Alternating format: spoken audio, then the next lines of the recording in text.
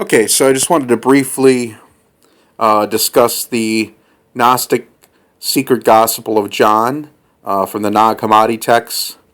First of all, they were discovered written in a language called Coptic, written form of sort of Greco-Egyptian stylistic writing.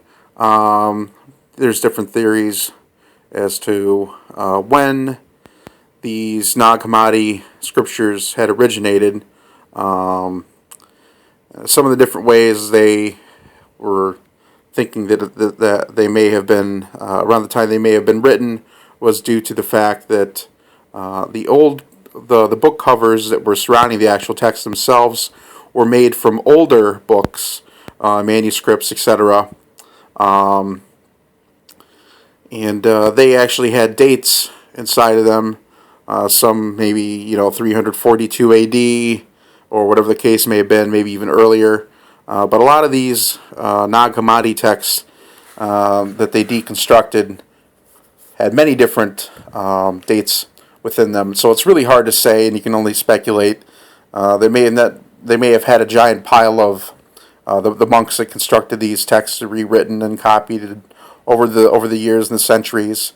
Usually kept a giant pile of excess paper that they recycled and reused again. Paper was a lot harder to come by back then, obviously. Weren't too many factories making that at the time. But getting into actual gospel itself, Secret Gospel of John, it talks about the notion of God being imprisoned along with man. That ultimately, when man was created, more or less, God messed up. And it was his fault. And because of it, his consciousness, part of his consciousness, hard to say how much or how you can even measure that, really. That's the first thing. But essentially, more or less, he became imprisoned, his consciousness, along with man. And man fell into darkness, descended to darkness, as did he, or it, or whatever you want to call God. Depends on how you look at it, I guess. But ultimately, as you read further and further into the text, you will see that the notion of the Creator is very different than what we read in today's Bible. So, from the Gnostic texts, things have changed quite a bit from whenever it was that they were written to today's, I guess, King James version of the Bible, for example. The notion of God presented in the Secret Gospel of John is that he's in fact more or less Lucifer. He's Samael. In different instances, they have been used interchangeably, Samael and Lucifer. Lucifer, of course, the name translation for him would be light bearer. But Samael, used in this case, was considered to be the dim one. Dim in consciousness. While he was very powerful in this particular Nag Hammadi text, he was not very smart. He lacked intelligence. In his creation of man, Samael, or Lucifer, was able to instill man with a greater consciousness than himself. But Samael, being the creator that he was, and having the ability to give power or consciousness or life to other beings, he also had the power to take it away, apparently, or create dimness in man as he himself was dim. So the lightness that he had given to man, the intelligence that he had given to him, was essentially dimmed by him. So they shared one and the same fate, Satan or Samael, what have you. Now man shares the same fate with him. There's a particular section that I'd like to read from the Nag Hammadi text. And it does describe a brief description. It's a brief passage about what actually happened. And so another name for Samael in this And this text would be Yaldabaoth or Yaldabaoth. And I'm going to read that right now. The chief ruler, Yaldabaoth, knew that because the light-filled Epinawa, which is essentially the knowledge or consciousness in man, so because the light-filled epinoia within Adam made his mental abilities greater than his own, Adam had been disobedient. In order to recover the power that he had put into Adam, Yaldabaoth made Adam completely forgetful. And it said, I asked the Savior, what was it to be completely forgetful? He replied, it is not what Moses wrote in his first book. He caused Adam to fall into a deep sleep. Rather, Adam's perceptions were veiled, and he became unconscious. As he, Yaldabaoth, said through his prophet, I will make their minds dull, so that they do not see or understand. And if you're familiar with the fourth way text, Gurdjieff or Ouspensky, for example, and all the numerous other authors of various different fourth way texts, it says exactly the same thing, and that man is wholly and completely asleep. And only through conscious labor and intentional suffering can he learn how to awake. Now, many of these texts do not necessarily explain how to do that, because much of knowledge has been lost, but the closest that you can come to really understanding how to go about that process would be through reading the fourth way texts. Now, through reading the fourth way texts, you're able to better understand all the other religious texts that are out there, whether that be a Buddhist, Islamic, Christian, Hindu, anything that's out there, really, it's going to give you that much better understanding than what you have now. It can only enhance whatever it is that you're doing.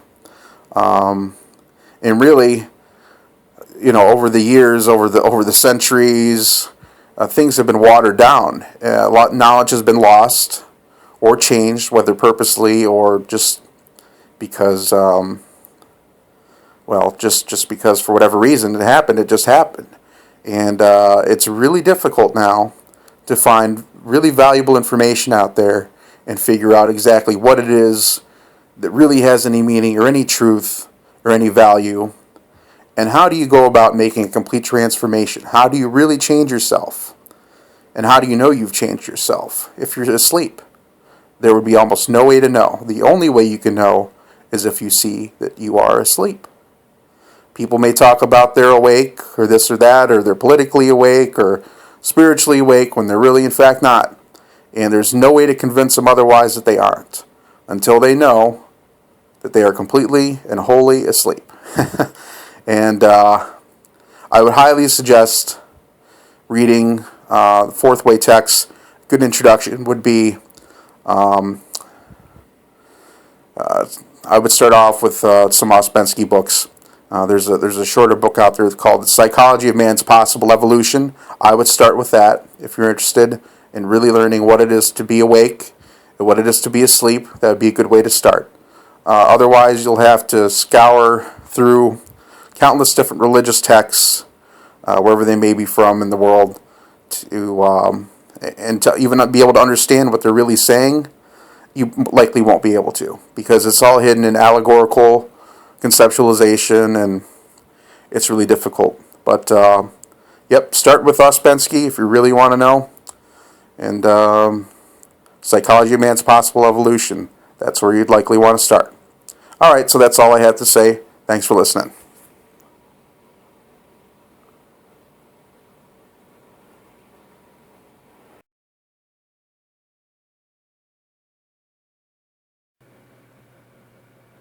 This is a continuation of my short recording about the Nag Hammadi texts in relation to the fourth way. I'll be doing several readings from several different books and explaining to you essentially the nature of the soul and the creation of the soul, what the soul essentially is, and hard to say exactly what it's capable of, but there may be some ideas that may be explained in these chapters and passages. So I'm going to go ahead and first read again from the Nag Hammadi text of the Secret Gospel of John. And this first 3 pages that I'm going to read are the conversation between Jesus and John.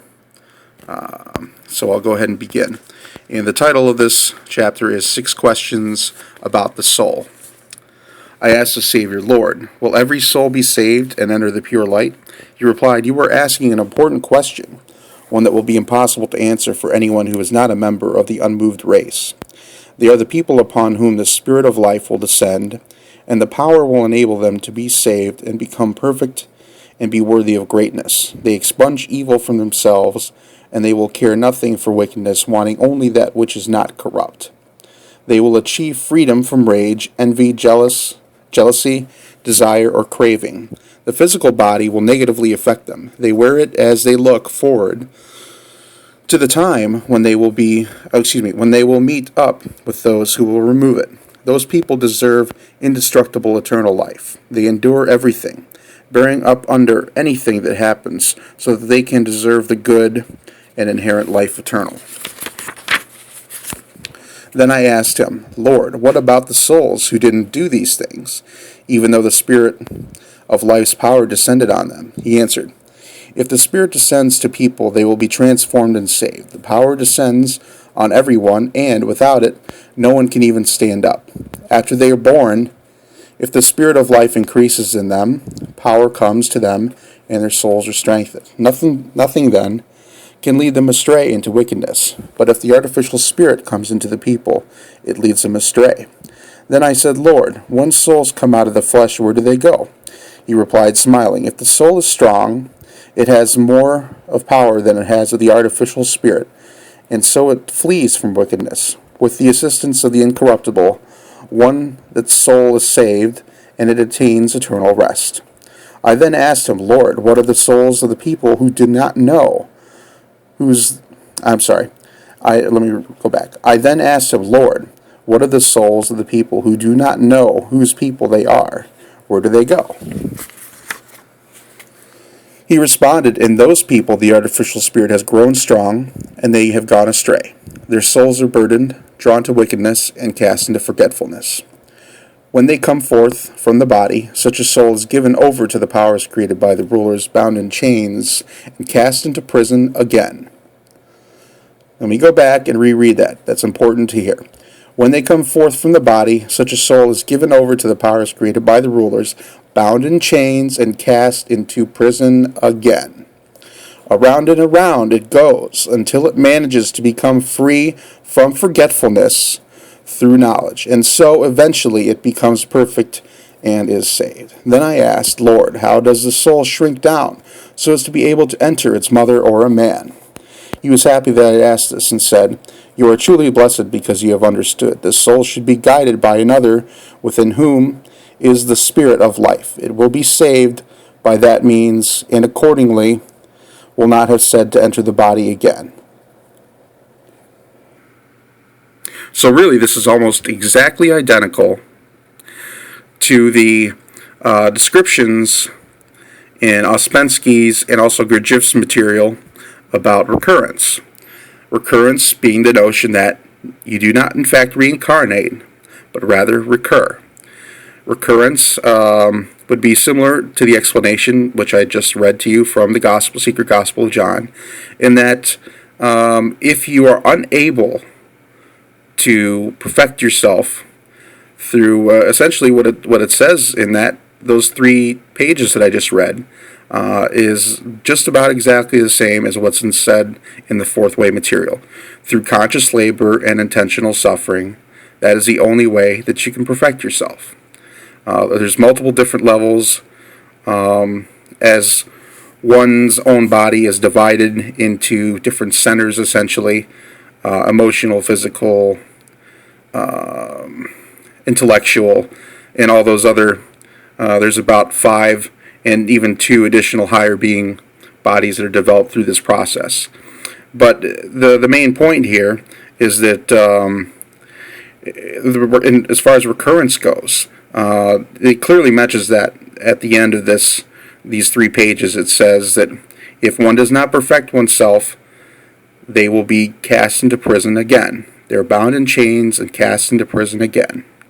So it's not reincarnation, but something, in fact, well, really, it's something quite horrifying. This notion that you're bound by forgetfulness also talks about that very much, and is the center, the complete focus of the work of the fourth way. We talk about self-remembering. In this case, in the Secret Gospel of John, it talks about forgetfulness. Man has been doomed into essentially unconsciousness, and also it specifically does mention in this book sleep. Again, this is another fourth way concept. So these things are not new. They've been around for a while, and it's very interesting to see how the Christian church has completely changed the notion of these true teachings, these hidden meanings, and completely corrupted them. But if you are familiar with the Council of Nicaea, Emperor Constantine and his, essentially more or less he's a scribe for putting together the Christian Bible in its primitive form, and whatever form we have in today compared to what it was then, I can't be sure, and I don't think anyone really can be. They can make assumptions.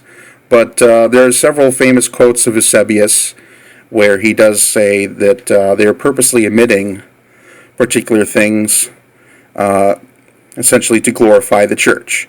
So rather than being able to do these things on your own, you had to go up into the priest class, which would be about the only chance you'd have of ever discovering these things and reading them for yourself, other than what was given to you in churches, at sermons, and of course this is watered down and not really anything of value to begin with, and because much of it has been lost. And this is a completely different explanation than what we were given today, say for example in the King James Version of the Bible. So recurrence, not reincarnation. Recurrence is essentially presented in the fourth way material, that you come back and come back again in the same time, in the same body, until you are able to change things for yourself. Was it any way before? Were things any different previously somehow? I don't know. Supposedly, Gurdjieff explains in Beelzebub's Tales to his grandson, that's the name of the book, Beelzebub's Tales to his grandson. In that book, he explains the notion that there's a great cataclysm. We all know the story of Atlantis. And after that fall of Atlantis, the teachings were divided into different places of the world. Some went to the majority of the most perfected beings of Atlantis went to Egypt. Some went to Babylonia. There's Tibet and other places around the world where the teachings eventually went to. But, of course, they essentially denigrated over time, or teachings were lost or hidden. And people became more concerned with survival as opposed to spiritual teachings because, well, survival comes first before spirituality. So that's the reading from the Gospel of John. I will be continuing to speak further about other parts, so continue if you like. Continue to listen. Okay, so this next part I'm going to read is from Beelzebub's Tales. This is a section about the nature of the development of the astral body, the Kesdjan body, or what some may refer to as the soul.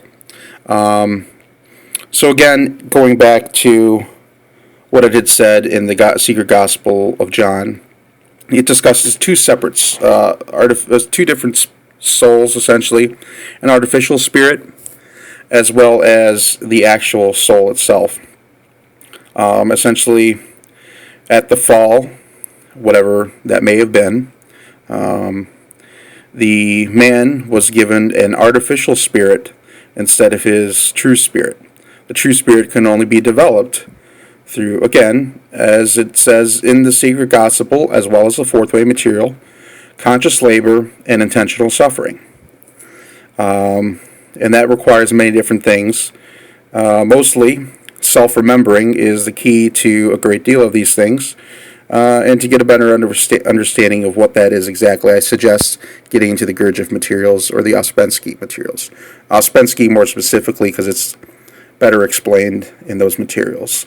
Again, as I've said in the previous video, or rather recording, The Psychology of Man's Possible Evolution is a fantastic introduction to the material.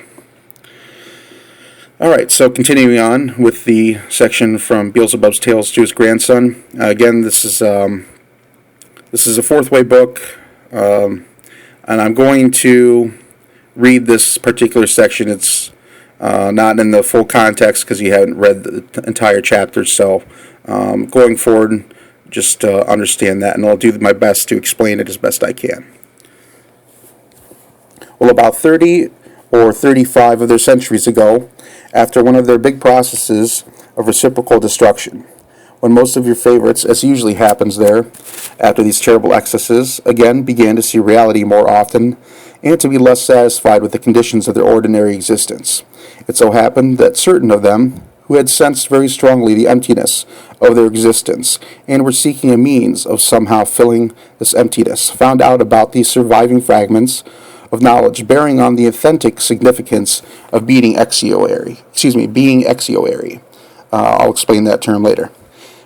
In this fragmentary yet authentic information, it was very convincingly indicated that by means of the substance exioary, here it is right here, or sperm, formed in them, it was possible to perfect oneself, but unfortunately for them, they found no indications in these surviving fragments of what had to be done and precisely how it was to be done.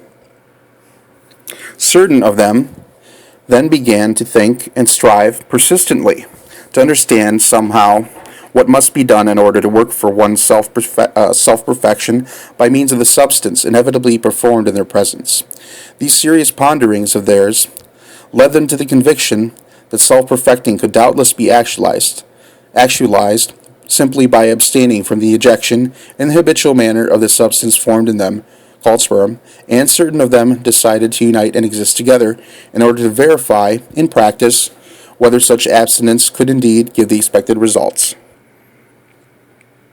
But, however hard these beings of your planet, who were the first to be interested in this question, strove to clarify it, they arrived at nothing, and it was only their descendants of the second generation, after long conscious observations and intensive active mentation, who at last categorically understood that this was indeed possible, but exclusively on condition of the ceaseless fulfillment of the being part-cadulg duty, and certain of the beings of the second generation, as well as of the two subsequent generations, after seriously devoting themselves to this, did indeed attain the expected results.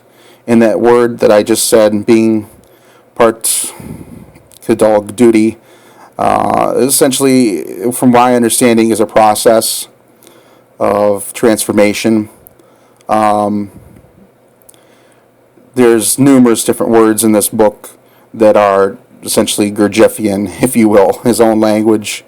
They're based off of real language, apparently, but adapted in some way to give it his own twist. So, that being said, I'm not going to get too much into it because there are some very confusing concepts in here as well as words. And this is also considered to be one of the most difficult books ever to read. Not only considering its length, but the different words that are present in here that are necessary to understand, to really to get true knowledge from this book. So continuing on.